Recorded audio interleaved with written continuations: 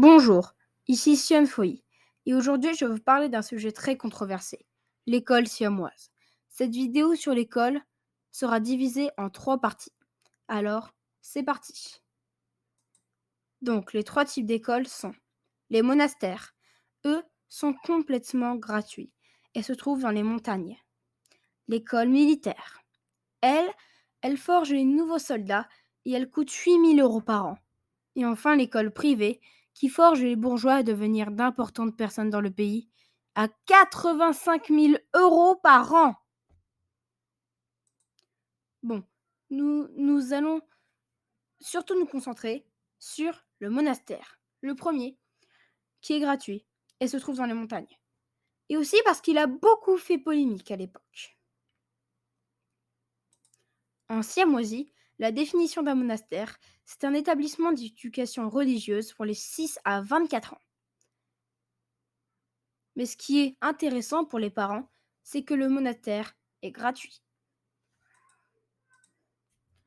Dans le programme, le gouvernement siamois a prévu notamment une éducation aniste, un siamois précis, 9 autres langues à apprendre, des maths dignes de Newton, etc., etc.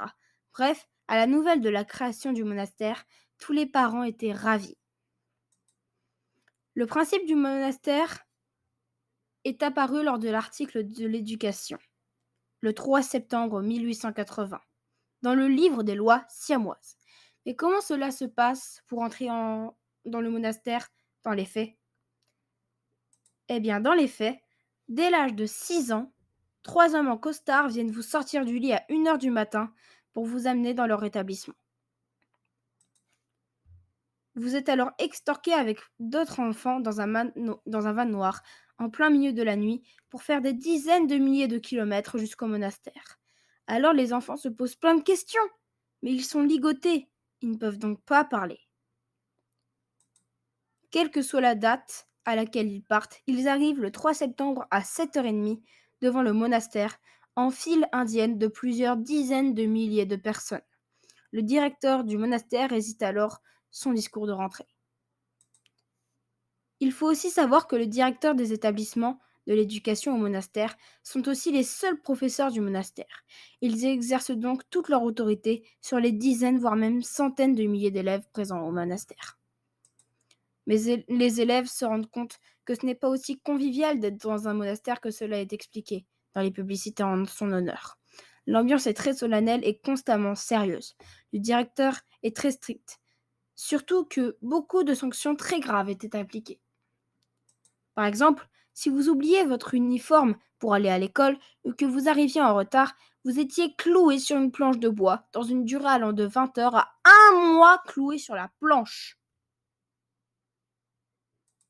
Si vous ne leviez pas assez la main en classe ou que vous bavardiez trop, vous étiez confiné dans une boîte pendant plus de 3 mois. Et enfin, si vous oubliez de faire vos devoirs ou que vous arriviez en retard, vous étiez tué. Le plus souvent, le meurtre était organisé dans une salle en béton dont le mur était rempli d'impacts de balles. Et vous étiez alors instantanément fusillé par 2 camarades de classe. L'ambiance était silencieuse et atrocement froide. Durant les cours de sport, vous deviez faire de longues randonnées dans les montagnes, qui des fois duraient plusieurs heures, 4, 5, 6 heures des fois. Tous les élèves étaient donc épuisés, mais ils devaient continuer de randonner.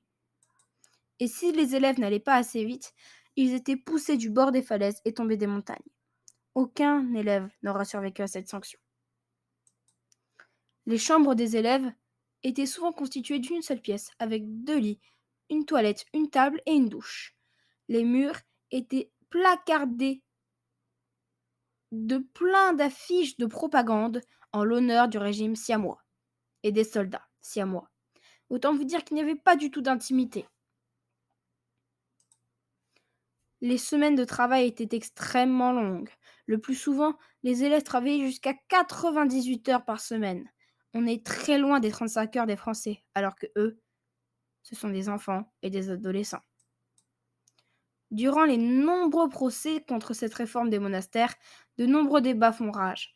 Les enfants peuvent s'épanouir et vivre dans l'ordre et la discipline, disaient certains. C'est un scandale civilisationnel. 40 millions de morts en 10 ans, disaient d'autres. Le débat fera rage pendant des décennies. Mais finalement, le 19 octobre 2012, après 132 ans d'existence, l'article de l'éducation est aboli et les monastères sont définitivement détruits. Cela fut alors une révolution dans le système scolaire siamois. Le bilan est désastreux. Au final, entre 1880 et 2012, c'est 450 millions d'enfants comme d'adolescents qui mourront dans ces monastères, soit plus que la population américaine qui décédera dans ce scandale si international. Et le plus souvent, les rares survivants sortant des monastères finissent juste par se suicider des années plus tard, hantés par les remords d'être entrés dans cette école. Voilà, c'était Sion Foyi. C'est donc la fin de ce premier épisode sur l'école siamoise. Il y en aura 3. Donc, c'est le premier épisode sur l'école siamoise ou l'escroquerie la plus étendue de l'histoire de l'humanité. Donc voilà, c'était Sion Foyi. Au revoir.